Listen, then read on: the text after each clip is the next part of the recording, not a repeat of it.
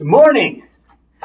Welcome to Caffeinate Your Career. Today's topic, how veterans can transition into the private sector. I'm your host, the career coach with the most, Jason Hopper. With me today, I got slamming. What are you laughing? Sean Sweeden here with me. Sean, welcome to Caffeinate Your Career. Well, thank you for having me, Jason. It's good to see you again. It's been a long time, buddy. It has been a long time. It has been a while. Sean and I used to work together when I was at the TWC. You were at the Texas Veterans Commission. You were you're Veteran Employee, right? Yeah. Mm-hmm. 2012 to 2018. Sean, go ahead and give us your elevator pitch. Let everybody know who you are and what you do here. Well, Not here. I don't know if I necessarily have an elevator pitch prepared, but my name is Sean Sweeden. I've recently worked with Collin College. Left there in May. I was a program coach there and a veteran resource specialist from 2018 to 2025. And opportunities to learn and do some things over the years involving transitioning veterans and how that incorporates some of the nuances and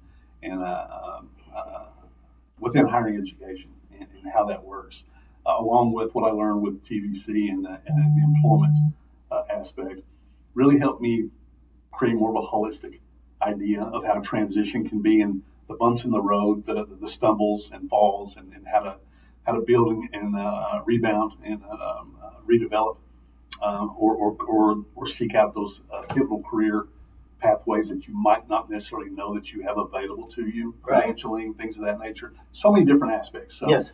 I don't want to get too far into that, but that's what I do. A lot of my worth and my value I try to attribute to people like you, Jason, my network. Over the years, I've developed and been very, very blessed to have a network of valued individuals from various organizations that give me an opportunity to not just learn, but be creative, be inquisitive. I hear that you do these things, Jason, but have you ever thought about this? Be able to ask those questions and make us think and have those moments where we say, wow, that's interesting. Let's look into it. Yeah. Those kind of things over the years, I think, have helped me create that intuition that I've been able to share and develop with transitioning veterans and their families, dependents, and employers. Let's not leave our employers out. They're a very important part of this piece, this conversation. Yes. But just going into that, like I said, that's what's helped me be where I'm at today. And you are a veteran, yes? Yes, Marine Corps veteran, 1983 to 1988. I've dabbled in other branches: Army Reserve, Marine Corps Reserve, Oklahoma National Guard, Texas National Guard. I couldn't figure out what I wanted to be when I grew up, so I kind of hit different areas. But yes, I appreciate that, and I know I've told you many times, but thank you for your service. And we are live. I do see. I will try to monitor the chat. So if you guys have any questions for Sean, let me know. But let's get into it. Sean, be nice. Everybody's nice. I'm the one in charge of all this. Right. So how can veterans translate their military experience into like civilian careers? We were talking earlier. You were talking about not knowing exactly how to make that transition once you got out of service. To me, the first thing is just recognizing if you're going to make a decision to go into a pre-transition phase, from that point, develop a strategy. Know what your resources are. Do your research. Yeah. Find out what's available to you. What's available today was not available to me 30 years ago. Different programs like SkillBridge is a very popular and big program these days. Knowing the parameters of SkillBridge, if you're eligible, whether or not your command will even consider releasing you for SkillBridge. Understand the nuances and how that works. It's not just an automatic thing that everybody can do. So again, laying down the tracks of a strategic plan at that point in pre-transition to transition will help you keep from stumbling and moving into areas that are not going to be very lucrative for you, very fruitful. SkillBridge is a program? It's a defense program that is it's one of the best I've seen. I love SkillBridge. I love how it operates, where it meshes individuals in that transitioning phase within the last, I think, usually 6 months of their enlistment, and gives them an opportunity to do a little bit of an apprenticeship with an employer. And while they're working for that employer, they get paid by defense, by the military, I Okay. think it's at an E5 with 2 dependent pay. And for the employer, it's a little bit of a try before you buy, like we used to do with apprenticeship and OJT when full Yeah. workforce. Yeah. And so it's an opportunity to keep someone off of the unemployment line automatically from just discharging and going on unemployment. And it helps them train and possibly maintain or move into industry recognized credentials. Let's say if you're going into your some sort of a financial advisor position, looking at all your series certificates and what you can do and train and prepare for in that period before you actually discharge. Okay. Gives you a chance to work on that stuff in the real world and work with people that can help you and assist you with maneuvering that journey. I think, I think all the time that job seekers, first off, they just, job search has changed, right? Oh gosh, and yes. and then like nobody told the people that it changed. You're talking about like you need to have a plan. You need to start doing research. But I think from what you said, it's like if you're transitioning out of the military, you need to do additional research, not just on job search, but like what programs you can do. Yeah, because like I said, in preparation, you can do things like tuition assistance on active duty, where you can get actual funds to go through a certificate program and gain your APHR or your PHR certificate if you want to go into human resources. And you can have that, even though you have 4 years of human resources in the military, that does not equate human resources in the corporate world. Right. So different laws, different policies, just different ideology. So gaining those certificates through things like IVMF, Institute for Military Families and Veterans. Looking at programs like that or cool careers where you can get certificates and credentialing that's industry recognized in the corporate world. It helps even out that playing field for you a little bit. It helps you navigate that pathway again in that landscape so that it just doesn't look like, oh, well, you got human resources in the Marine Corps for the last 6 years, but that's not how we do human resources here. Right. And it helps the employer be able to want to engage and attract with you because you not only have a foundation of those skills, but you have some credentialing that they seek, and that is of value to them. Well, what'd you say? It was something cool. What cool careers Cool careers, is yes. each of the branches has their own cool career certificate programs. I'm not real familiar with what they do today with a lot of them because they're vast. But it's something again you want to ask your education non-commissioned officers, your staff NCOs. Hey, how do I get involved in this program so I can obtain these certificates? I'm transitioning out in 12 months, and, Okay. and they'll help guide you at that point in time. Got you. And another, I guess, program would be Upline. Offline. I'm glad you brought offline up. Bo Higgins and Alex Caffey and that group, some military operators who put together this fantastic program and platform for transitioning veterans and employers as well, and even entrepreneurial. Those individuals thinking about going the entrepreneurial route with small business association, things of that nature. Wonderful program that's very, very up to date and cutting edge.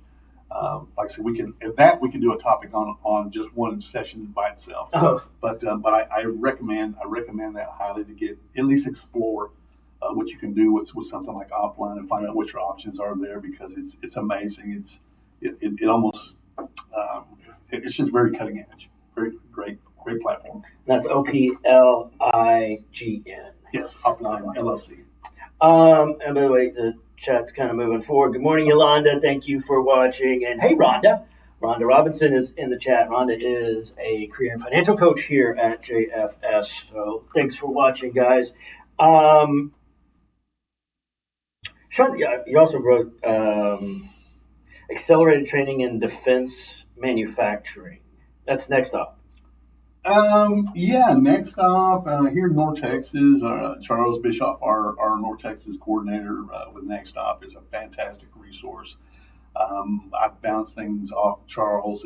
We visit and share information and try to look at resources that are available through Next Stop and what they do. Fantastic group.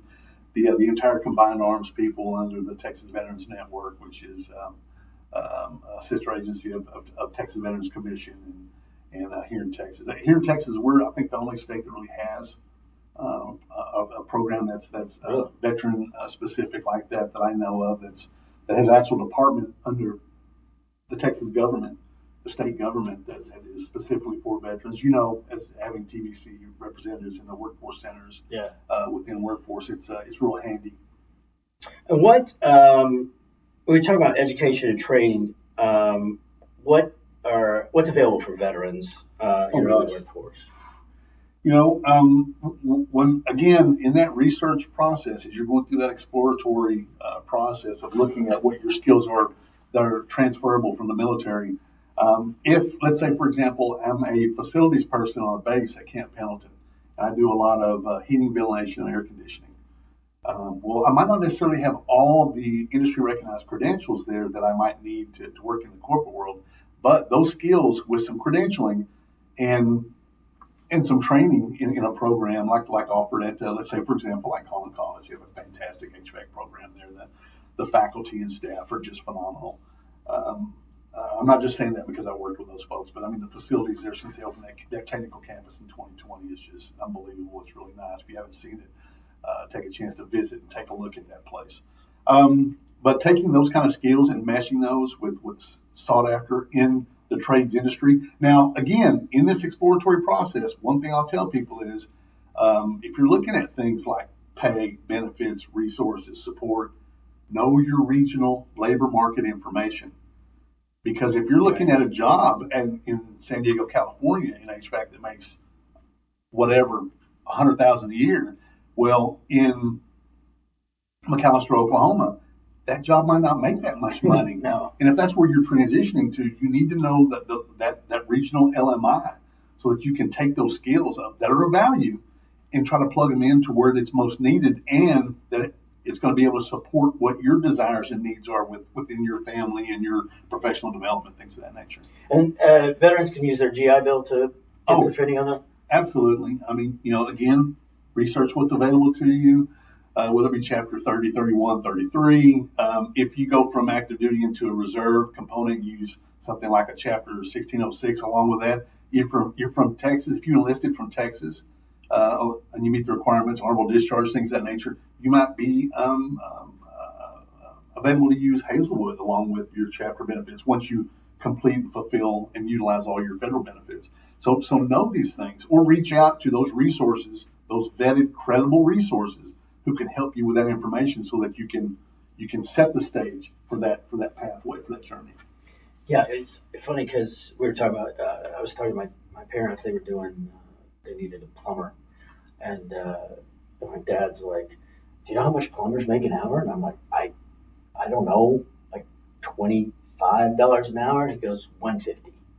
You talk about like trades. Trades is big here in the North Texas area with the growth that we've seen, not just in population, but with nearshoring and advanced manufacturing moving a lot more to the Western Hemisphere. These are different days we live in. Yeah, right. And so what we see with advanced technology and automation and things of those, things of that nature, you have to know that North Texas is booming with opportunities. If in fact you qualify or you set yourself up to be considered for those. I used to work with a guy years ago with TVC named Rodney Leonard. I hope he won't mind me using his name or anything, but one of the big things when he was with OPM, he used to tell me all the time, and I used to get sick of hearing it was. But in his prefaces to his workshops and stuff he used to do with me when he worked with Office of Personnel Management was the first thing to say is, to get through gate number one, you've got to be qualified. Well, gosh, we all know that. Ronnie went, no. Everybody doesn't know exactly what qualified means and how that matches to a job description, to a company culture, to a direction a company's going in. Understand in a whole brain approach how that works for you. Or how it might not work for you, and how you can set yourself up to be considered in those areas. Yeah, I think that's one of the things that is move in the market right now is companies are hiring more skill based than they are anything else. I know like FedEx is one for sure. They're I think companies are moving away from degrees and, hey, you've got this much experience, but can you do the job? Because employers are only going to hire people to solve their problems, right? Yeah, and you're exactly right, Jason. We see a lot of that. I mean, with the nuances again in education, with let's say, for example, dual credit programs. Okay. where high school students can earn an associate's degree before they graduate high school. Yeah. I mean, one of the things I used to see again with my last job was local high school students that go through dual credit in the first week of May, getting their AS degree from Collin College, and in the second week of May, getting their high school diploma. And I was like, oh my gosh, I never thought I would see something like that. And these are, to be honest with you, these are in essence a new category of job seeker. Yeah. Now, all of them are going to go on to get their bachelor's degrees and move on. But can they go to work? Do they have an idea of how this works through that degree? They have a good foundation, great foundation to start and move forward. So there's different nuances today you need to know. Well, that also includes, and I had mentioned in a previous episode on the podcast that 34% of employers that are going to be hiring people are asking candidates, how do you use AI? Right? And you better have an answer. I saw a little tidbit the other day. I want to say it was on LinkedIn that someone had posted where 1 in 10 managers, depending on the industry and sector, by the end of this year, are going to be Gen Z. Yeah. Oh, yeah. Oh, for sure. So who are they looking for? Who do they know to look for? That's right. What are they trying to build within that culture and move to the next level? So if you're not in preparation, if you're not dealing with the Gen Zs, Gen Alphas, especially the transitioning military and what they bring to the table along with not just those skills, but credentialing and things of that nature, their hands-on experience, you're going to miss the boat as an employer, as a recruiter. You're going to miss the boat. I mean, you can't recruit today as we did previous to 2020 when the pandemic hit. Yeah, it's a different landscape. Everything's different. Absolutely. Not only just like for like the recruiting, but like also in how job search works. Because today, job search is all about who knows you. Yeah, networking is huge. That's another thing too that's huge. I know one of the things that I hit on. I want to tell you about it when it comes to knowing your resources. I recently, again over the summer, was updating my my work in Texas profile. Yeah. And I kept getting calls from a couple of the local TVC people saying, "Hey, Sean, this is showing you're still working at Collin College." I'm like, "No, it's not. I updated it." Well, in that new 2.0 that went into effect a few years ago, I guess when information migrated over, I had an old account being with TVC, keeping one active constantly, with some templates that showed that I was still working. I never shut off. And as it migrated over, it never meshed with the new information that I updated. So it continually showed me as being employed, and I wasn't. So I had to go in and check that and do some research and go down to the bare bones of it and say, this template shows I'm still working. Why is that? It didn't update with the new AI component, that assistant that's on the new 2.0. Yeah. And so because it didn't, it never updated. And I had to change that physically before it would actually show my actual status. Yeah, I remember when they upgraded WIT. Work in Texas. Right. Yeah. The unemployment database, in case people don't know exactly. Yeah, that's John and I talking jargon from when we. Right, I apologize for that. You mentioned networking. Like how can networking and mentorship help veterans? Okay, that's a great question too. We brought up Charles Bischoff and what he does at Next Stop, but knowing your career readiness navigators. Again, one of the big groups that I work with today that I love working with, Mia Garcia and her group over there, and Mike with Combined Arms and Texas Veterans Network. I love working with them. I love what they're doing there. One of the biggest things that I like about what they do is how they vet their resources. Okay. One of the things that was hard for me when I first started with Texas Veterans Commission is I knew a vast array of resources. But if you don't go beyond that, if you don't go back beyond just that point of contact and understand that if, Jason, you're transitioning out of the Marine Corps and I send you to 3 resources, but I send you to 3 resources that are all grant supported. And if I don't stay in contact with those people to understand whether or not they have funding to help you with your immediate needs, while I send you over there and it's August, right before the fiscal year's turning over, and they might not have money. Even though they're the greatest resources in the state of Texas, they might not be able to help you. What have I done to you? I've created anxiety and stress for you in your transition process, even though my intent was to send you to great resources. Right. If I don't know and stay in contact, again, I prefaced that when we started this conversation, that knowing your resources, staying in touch with them, and knowing what they're doing and what they're not doing. If they have a checklist, that's a pre-requirement for you to see if you're eligible for their services.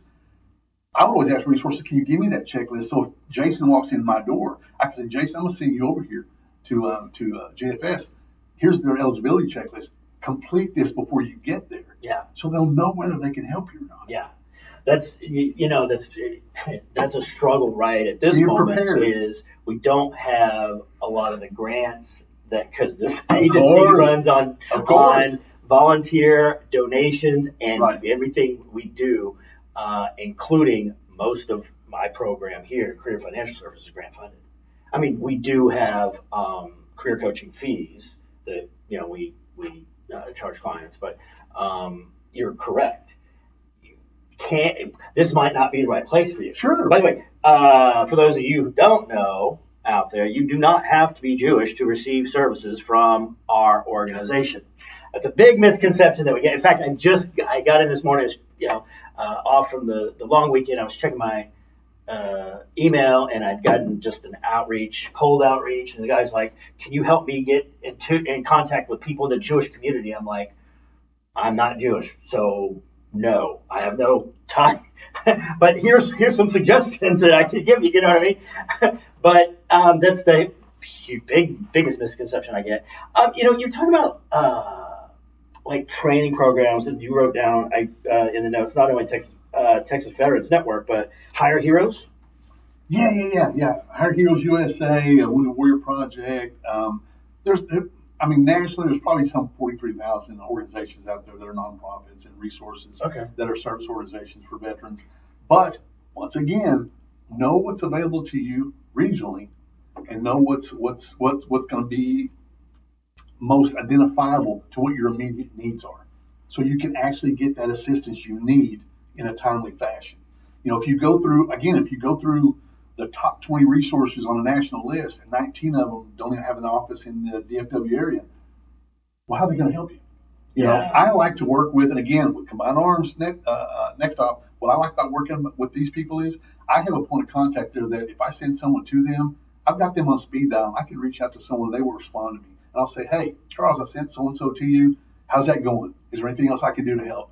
And we have dialogue. We have follow-up. We maintain communication, whether it be via email, phone, LinkedIn, whatever the process may be. So just general networking and keeping up with your network. Follow-up. Just maintain follow-up. Follow-up is so important, and people don't get that, right? It's shot at a big side. But like you go out or to a networking event, you connect with somebody, you get that connection, and next thing you know, nothing happens because you don't do the next part and follow up. Right?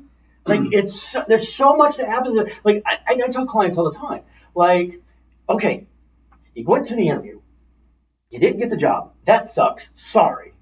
But if you still want to work for the company, you need to be following up in 4 to 6 weeks. One thing I'll tell people that I used to do a lot with years ago with Marshall McLennan with Human Capital.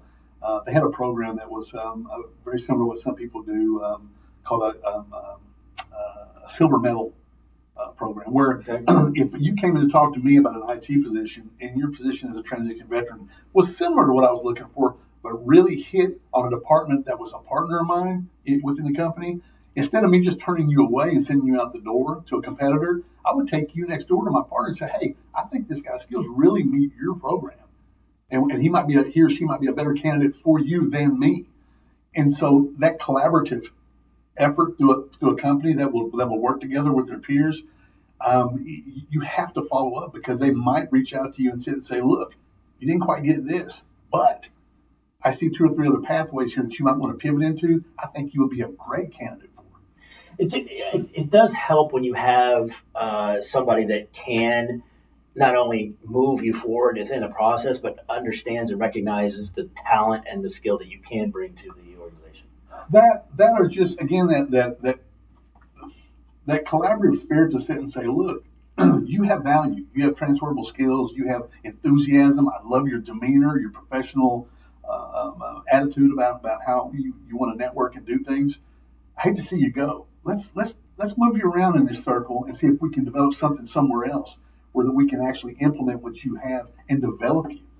and take you and make you a better candidate, or make you an asset to what we're trying to do within our group or within our company vision, our company direction.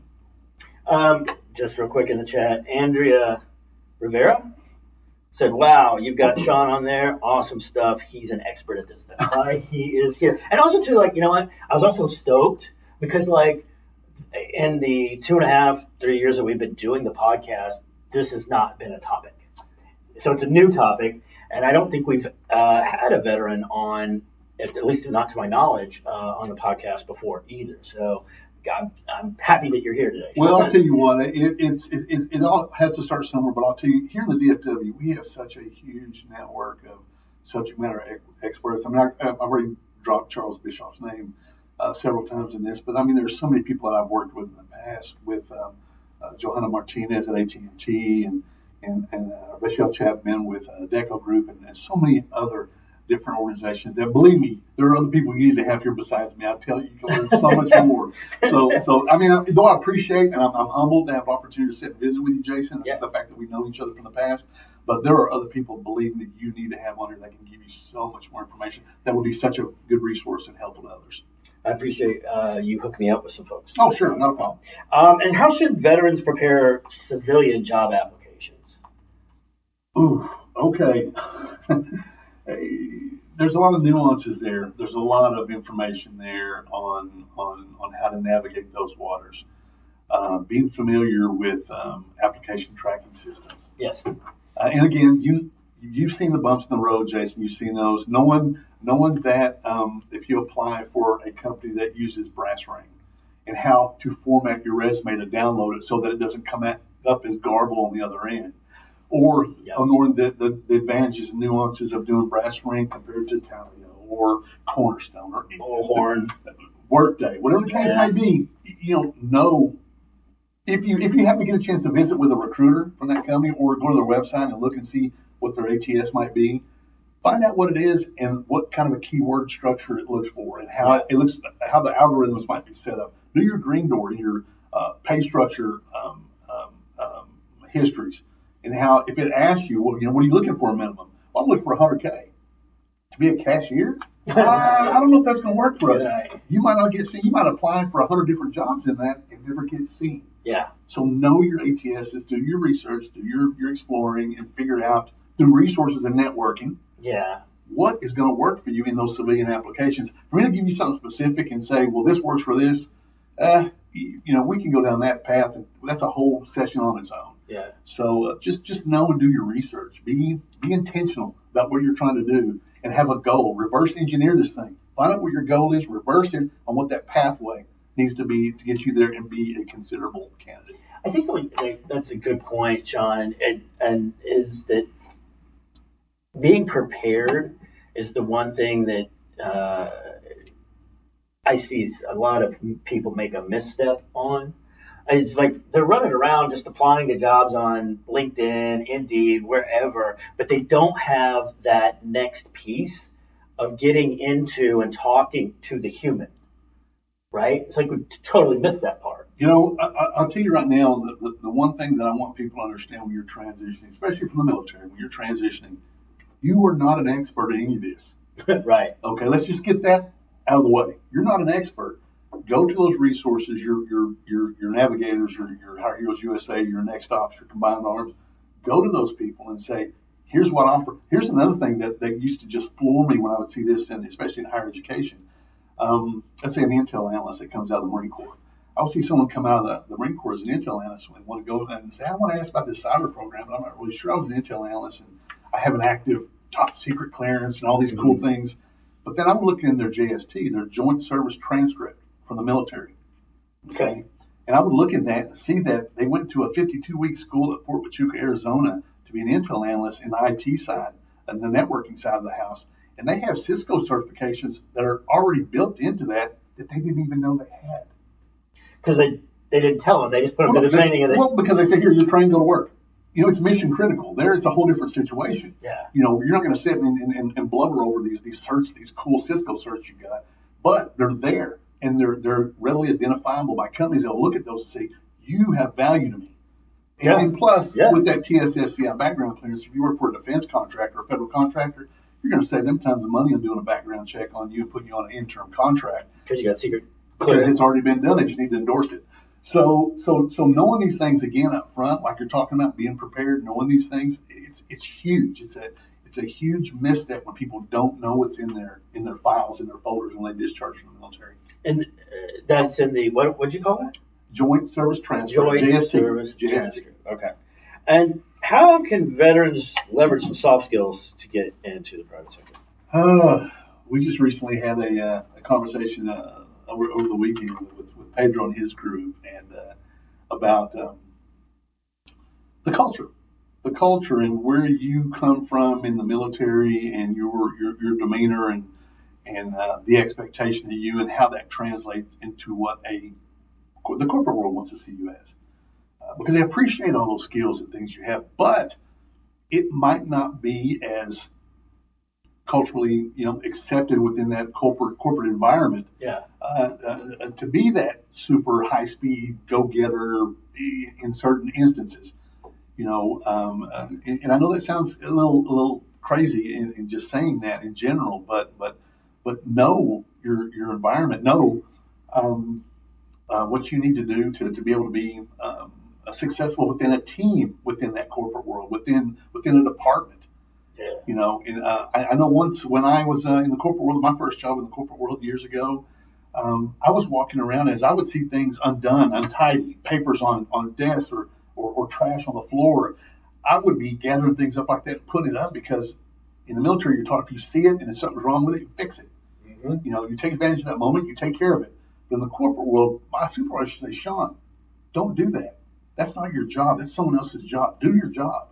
And I'm like, well, I'm just taking the initiative, and they're like, well, we appreciate that, but I need you to do your job. Yeah. So and it's not a bad thing. It's just that if you're doing it in a way that's kind of taking over what you're really there to do as a primary duty, then you need to learn how to function within your environment there.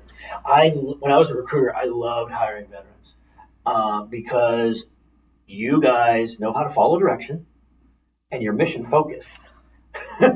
Right? Yeah, that's it. That's it. Simple. It is that. It really is that simple. Because, you would get people. It's like, people set in their ways. They have bad habits from previous jobs. It's like not so much with vets. Well, and that's again in that conversation that we had. Understand that when you walk into a different world, like in the civilian world or the corporate world, be flexible, be open minded. Understand where you can where you'll run into these strategic inflection points, these points that are going to be pivotal in your career path and how you're going to grow. Because where it's optimal for you to do something and be assertive about something in a particular situation, in 5 other situations, it might not be so optimal for you to do when you're actually in the moment. Yeah. So know those moments of truth, know those situations and what you need to do and what you can and can't do and what's acceptable, so that you don't stand out in a way where you're looked upon as being maybe a little aggressive or whatever the case may be. I mean, it's just know yourself, know your capabilities, and know what you should do, when and where, and just be open-minded. Sean, we're getting close to time. So I told you I would go fast. I told him at the beginning it's going to go very fast. It did go. We got so many things we can talk about. I know, right? In fact, we jumped around a little bit in the notes. So, any kind of final thoughts on vets transitioning into the private sector? Final notes. I mean, I think just to circle back to step one.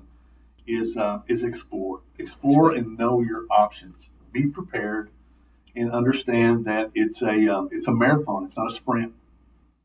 Okay. For sure. It's not going to be something that's just going to happen overnight.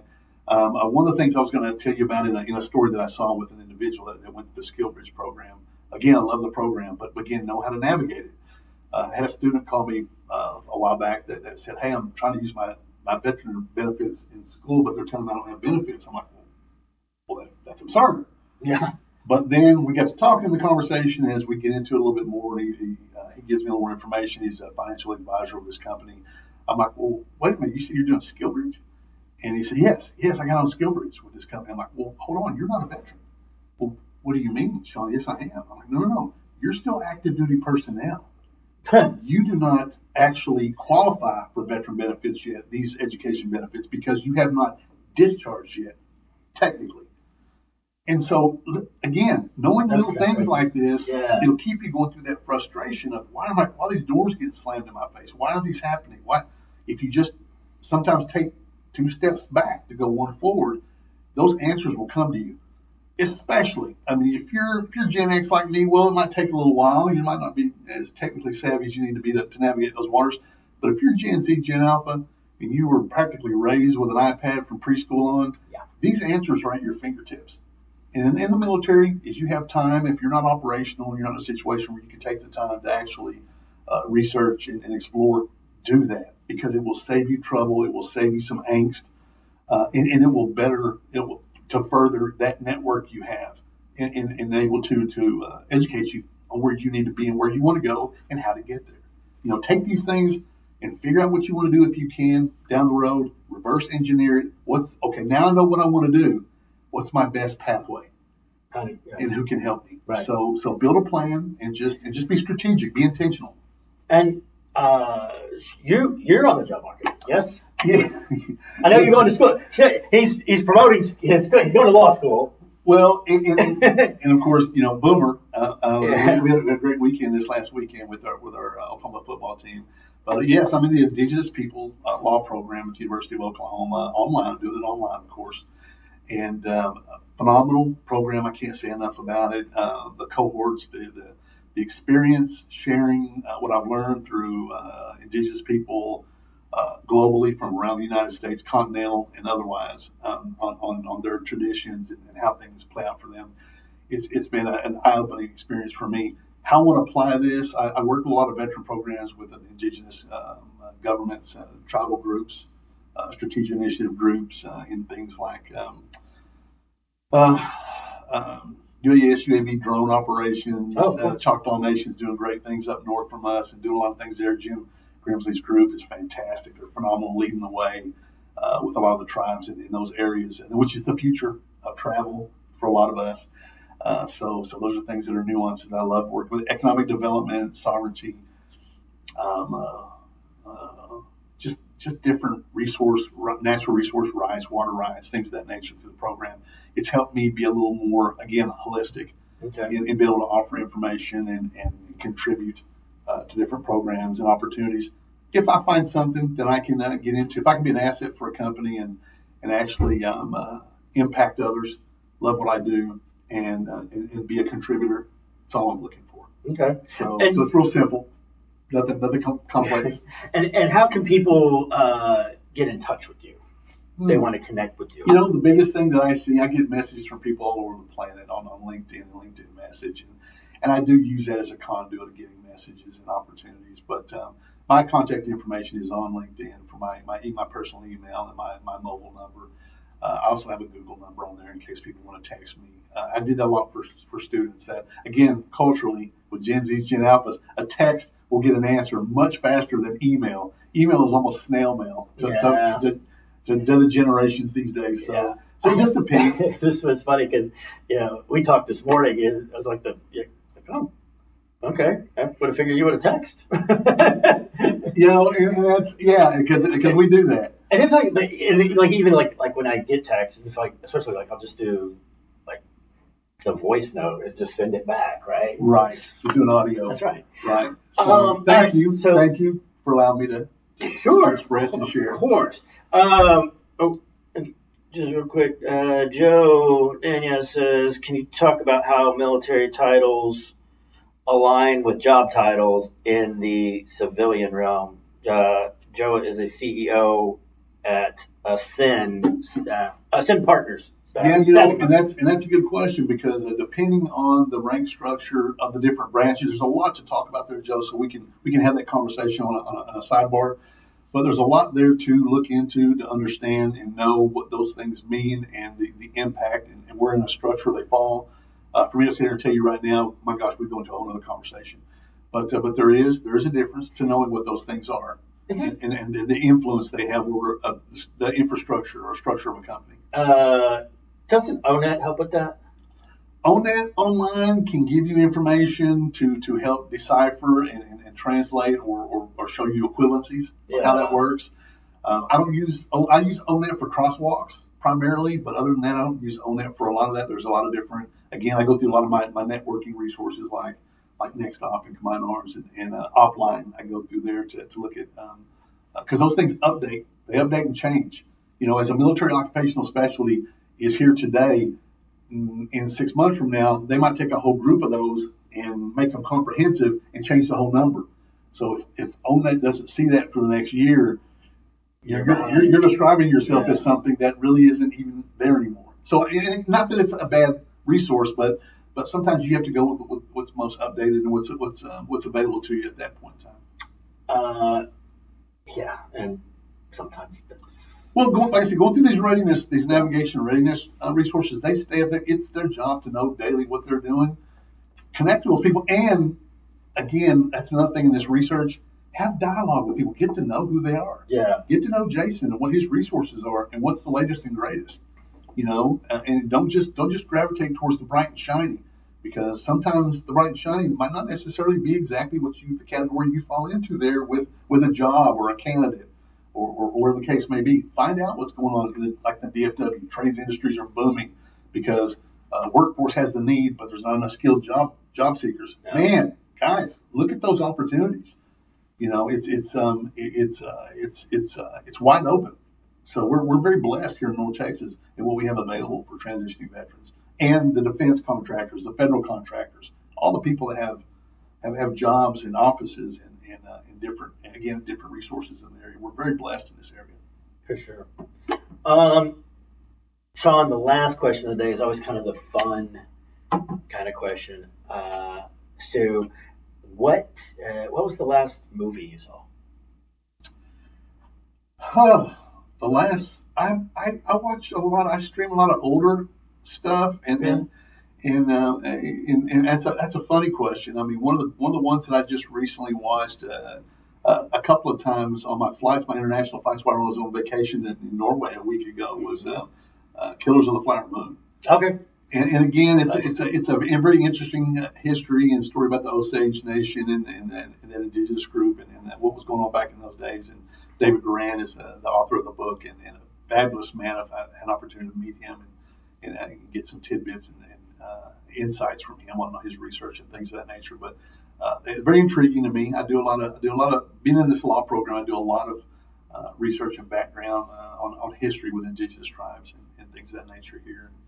And it helps me get, again, a full circle idea of how things work. That's a good show to watch on an international flight. It's like a 5-hour movie. And that's why it takes a lot of time, too. I didn't want to say that, but yes, it takes a lot of time to watch. It's like a 3-hour show. Yeah, it's a great movie. Scorsese is amazing. Yes. As always. But I watched it, had to pause it, and take a break and come back. And what's funny is my wife will tell you that when I'm at the house, I mean, for whatever reason, it's like squirrel. When I'm at home, and if I happen to see, I don't know why, and it's kind of embarrassing, but if I see Pretty Woman show up, I'll just pop it on there and watch. Or Steel Magnolias. Yeah. I don't know why, but I'll just pop those on there and watch them. It's hilarious. I hate to even admit that here on this live stream. But my wife just laughs. She's like, "Oh my God, you're watching Pretty Woman again." It's a guilty pleasure. I know it's terrible, but I do. Julia Roberts is unbelievable, and of course the whole cast of Steel Magnolias just floors me. They're hilarious. So, yeah, those are a couple that I tend to watch every now and then whenever I see them. That's funny. Yeah, I think we have a couple of go-to things that we will, if it's on, or we'll put it on. Shaun of the Dead being one. Talladega Nights. Oh, wow. Okay. Yeah. I haven't seen that in a while. Yeah. You ain't first, you're last. Well, there you go. That's all right. Well, true. What was the last movie you saw? Tell me in the chat. Sean, thanks for being here today. You'll be back next week. Uh-huh. Yes, and we'll be talking about, I believe we're going to discuss how to use labor market information in your job search. Very important. I think. Extremely important. Don't miss that one. Yeah. So that'll be next week. In the meantime, this has been Caffeinate Your Career for this week. Y'all have a great week, and we'll see you next Tuesday. Bye.